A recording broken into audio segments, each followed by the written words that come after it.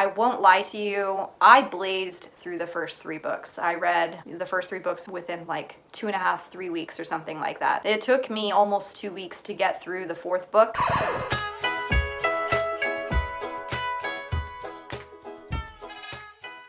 This is going to be a Wheel of Time, Book 4, The Shadow Rising by Robert Jordan. First reaction, quick overview, along with like some spoilery discussion. I finished reading this book in November. I gave it a couple of weeks between finishing the book and doing this video because I had such a strong negative reaction towards the book, which a lot of you are not going to like hearing that because I think the general opinion is that this 4th book is one of the best in the series. But for me, as someone totally new to Wheel of Time who has never seen any kind of a spoiler for the series, and this being my first read-through, it just wasn't my favorite book. I'm gonna structure this video, I'm gonna touch on just a quick general overview, no spoilers, and then I'm going to go into some deeper discussions like my favorite and least favorite elements of this 4th book, and then maybe break it down by character on what I enjoyed and what I didn't. With that said, the 4th book probably has several of my favorite moments in the series so far. Like some of the scenes that happen, they are my favorites that I've read so far. But as a book, I just struggle. One of the things I didn't like about the first 3 books is they have the same structure. You have an opening prologue that gives you little glimpses into kind of the other side, whether it's the shadow side or the white cloaks. You kind of get that, and you get to kind of theorize and try and guess at what's happening behind the scenes that the protagonists are going to have to deal with later. This book immediately broke structure by not having that prologue, and whereas in the first 3 books you have to wait until the 5th or 6th chapter, which with Robert Jordan's writing that could be 100 and something, you know, close to 200 pages later, or 100 pages later when something happens. This book immediately had action kick off, chapter 2, and then it kept going. If you will see, these are all of the annotations that I had while reading the book, and if you'll notice, there is a middle third there where I'm very light on the annotations. That is because I honestly started just emotionally, mentally checking out in that middle section of the book. I did listen to an audiobook while reading along. It was a must for me, otherwise I would have struggled to finish this book. So everyone starts off in the Stone of Tyr. They're all together because, you know, in the 3rd book, Rand got Kalendor. So he is wielding Kalendor now, proclaiming himself as the Dragon Reborn officially. It's chapter 2. Action happens, and then it just explodes from there, and it keeps going through this 4th book. I feel like there's not a lot of time spent with each little party on the road, having to look over their shoulder. All of the things that are happening are based in when they get to Rudan or they get to Tanchico or whatever it is. There was less on the road stuff happening. I will say, on a positive note, the world building was just way more expansive in this 4th book. It was a lot to digest, and that's probably where this book started losing me. This book, it revolves around Perrin. He gets a huge spotlight in this book. There's a lot of development with Rand. The women kind of take a back seat to this book, unlike, you know, the first 3 books. They're just kind of muted in this book. We don't see a lot of Min, we don't see a lot of Egwene, we don't see a lot of Moiraine. So that was kind of a negative for me. There are so many things happening in this book, and I think it's why I had such a hard time trying to get through it. This book, if the scale is 1 to 10, this was at a 10, like the entire 1,000 pages, and that's a lot to get through. I think stories just naturally need valleys and peaks to give you time to think about things. It's hard to be emotionally attached and on the edge of your seat when everything is at a 10 the entire 1,000 pages, and that's where I really struggled with this. Even with the women kind of taking a back seat in this book, not really getting a lot from them at all, I found their characters very, very irritating. Especially Faile. I don't like Faile. The women with their romantic interests, I feel like they're always name-calling, and they're always manipulating, and they're extremely jealous, and they're all just kind of immature and catty, and I just don't like women being represented like that at all. You can try and call it a juvenile thing. I was never like that as a preteen or a teenager. I struggled with that a lot, and I was disappointed because the women, they felt like the same kind of character to me. That's all I will say about that. Another thing is, even though the plot points in Robert Jordan's writing is it's so cool, like some of the scenes that happen, they're so iconic and they're things that you'll take with you, but it's just a lot of the relationship development, I really struggle with it. It's kind of similar to sex scenes in in books, most authors kind of make sex scenes off page, or if they talk about it, they'll gloss over it. It's not unless the book is kind of smutty or erotic that they speak to romance or any kind of relationship between people. But Robert Jordan, he writes relationship development like most people write sex, which is all of the development happens off page, and then you read a scene in the book and you're like, oh, okay, so they're together now. Whenever Rand was just with Min, I thought, but now he's with Elaine, and Perrin and Faile are taking their relationship to the next level. So it's just a lot happening. I like to kind of pick up those pieces and see that all unfold on the page instead of just kind of hearing about it afterwards. So that's kind of been a struggle for me in this book. I thought the other books did a much better job at opening those developments out. So with that said, hopefully that kind of paints a better picture of what to expect from the fourth book if you're new to it. And then if you're not new to it and you've read this book, here's where I'm going to talk about some of the things that I was thinking about that I absolutely hated or loved. Don't think that because I was very critical of this book that I am shitting all over this book, because I think it is a good book. And it's definitely one that I would 100%, when I read it a second time, third time, fourth time, after I have gone through this series, it will probably, shoot up to the top of my list as one of my favorite Wheel of Time books. But I guess going from beginning of the book toward the end, chapter 2, you have shit hitting the fan in the Stone of Tear. Fates and Trollocs come, and Rand pretty much just annihilates everyone with his sword and the lightning that he summons.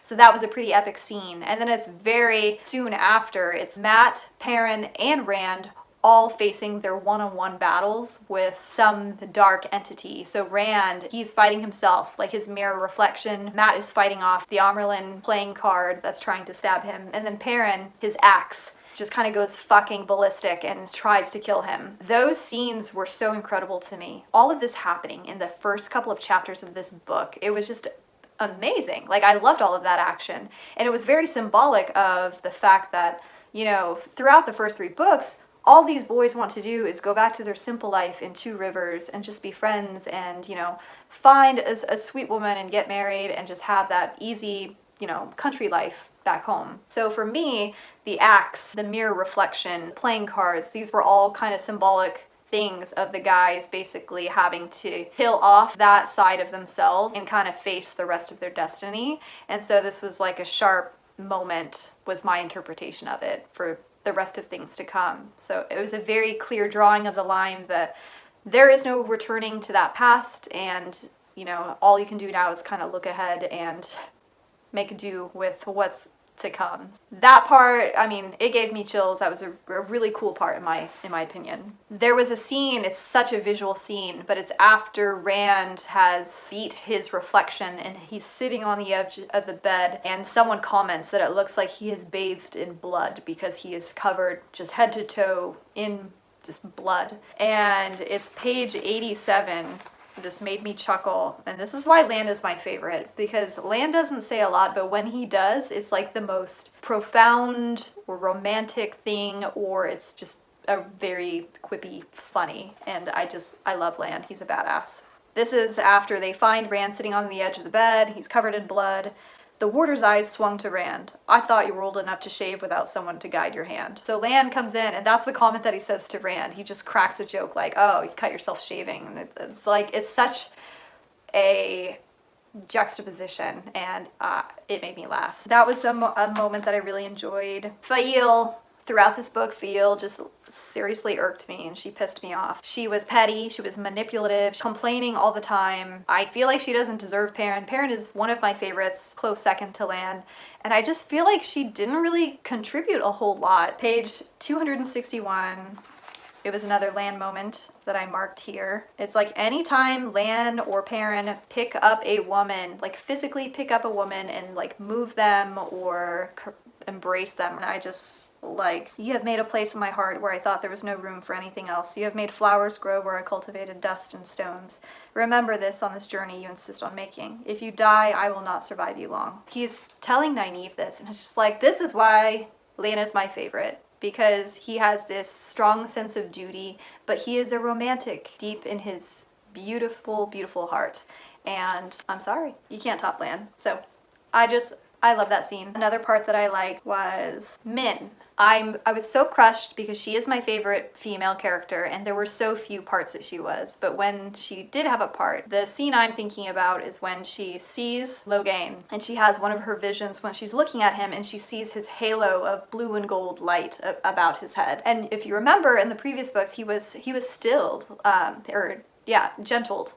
And so he doesn't have his false dragon abilities anymore. He's suicidal. He's basically on suicide watch at the White Tower. And she sees him and sees this. So Logain is such an intriguing character to me, and I can't wait to see what plays off from that. That was something I appreciated a lot. Another was Tom Marilyn and Elaine, because Tom was very much or still in love with Elaine's mother. That was just a very touching moment to me. I'm drawn to the emotional, relational scenes in any book that I read. That was a really important, sweet moment to me, and I really enjoyed that. Page 285 shocked me. It is a quick little scene of a girl named Sarah, and she is kind of working on this little farm, and a Black Aja, maybe. It's a mystery person. They're not named. It had me wondering if it was Elida. But basically, Sarah is murdered. She is tortured before she's murdered, and that was just a very shocking scene to me because she was such a sweet... You saw enough of Sarah to think that she was just a sweet, innocent,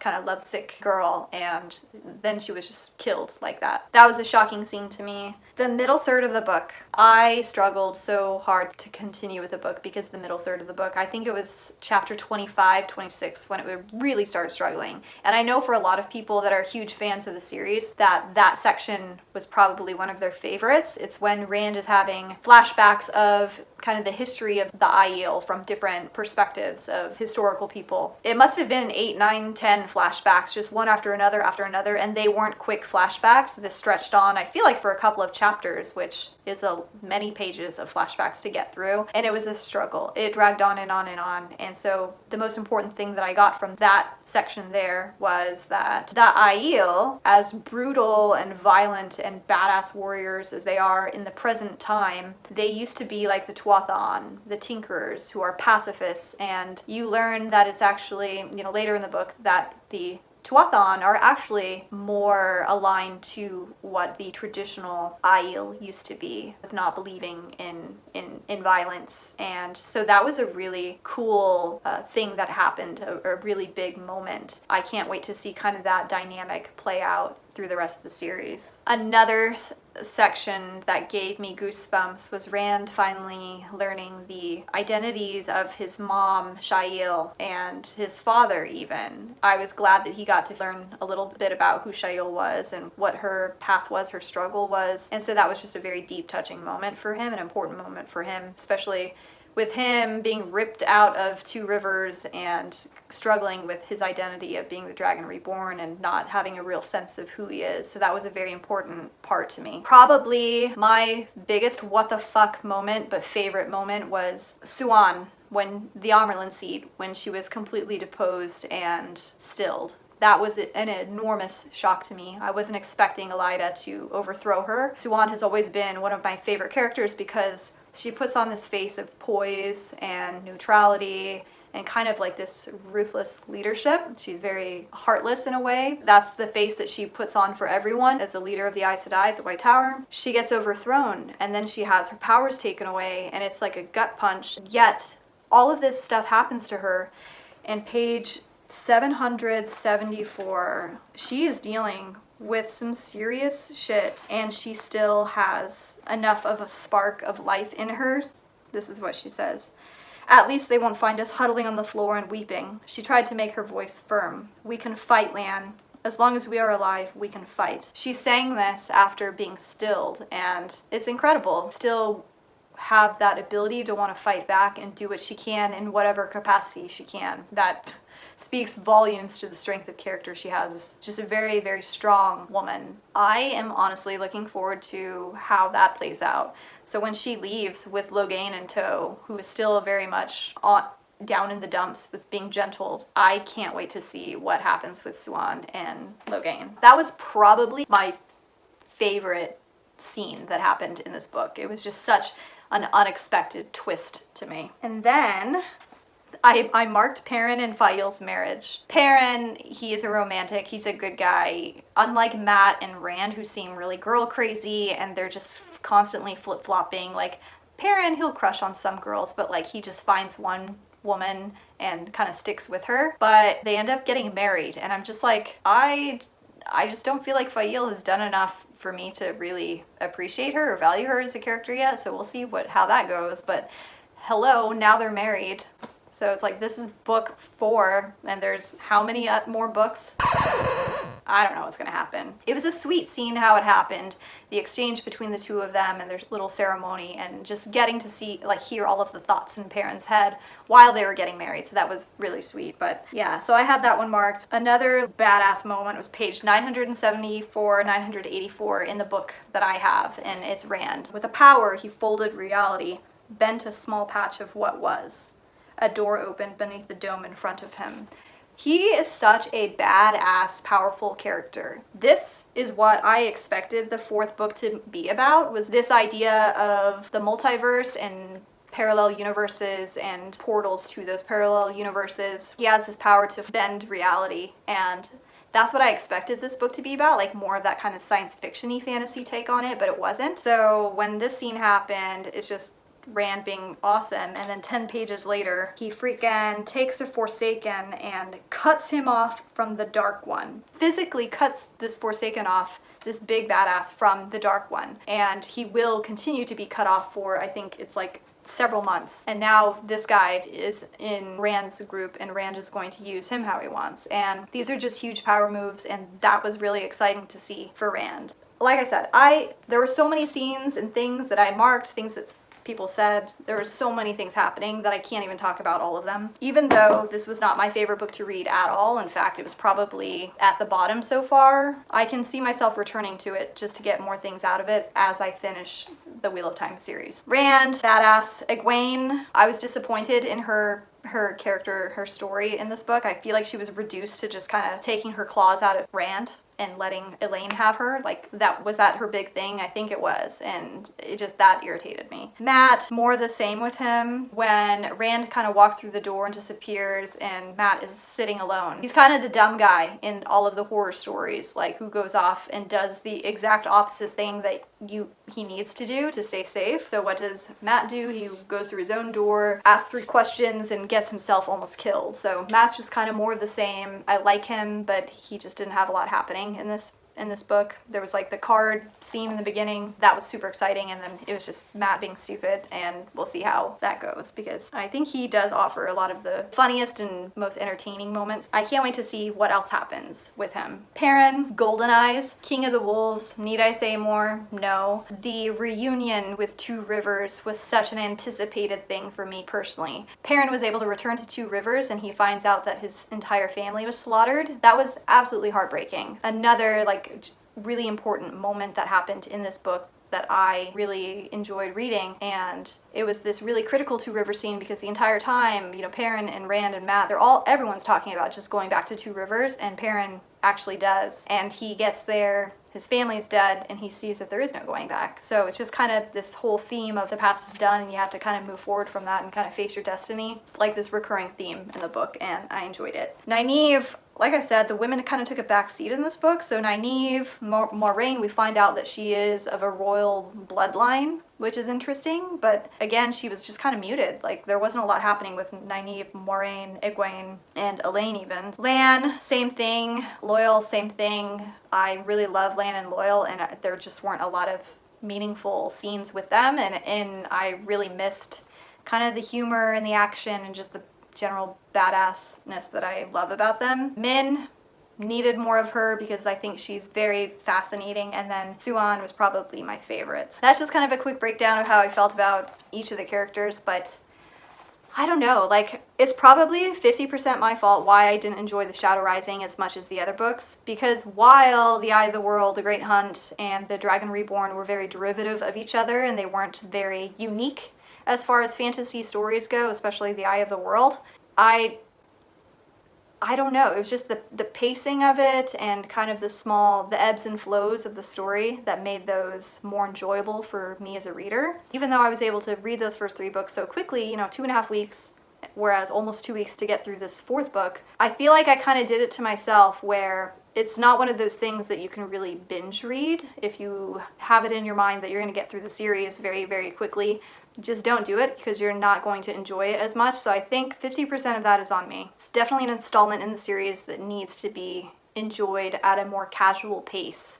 So take a month to read through it and enjoy it, because there are countless significant things happening. Like I said, the book is at a 10 the entire way, and that is mentally and exhausting to hold so many big things like that front and center constantly. Like, as a reader, you just can't do that. So 50%, you know, on me for wanting to blast through the book, and then 50% on just, there was so much stuff just packed into the book and I didn't enjoy how things were presented in that sense. I do plan to read it again in the future when I finish the series. I'm sure I will, over and over, especially the middle portion of the book. Yeah, if you've read The Shadow Rising by Robert Jordan, what were some of your favorite moments, or what were some of the shocking parts that you didn't expect? I'm very curious to see, you know, what other people thought, or you disagree with anything I said, definitely call that out too, because I like the discussion. I will probably in a month here start the next book, Fires of Heaven, I think. Hope you enjoyed this, and I will see you next week. Bye!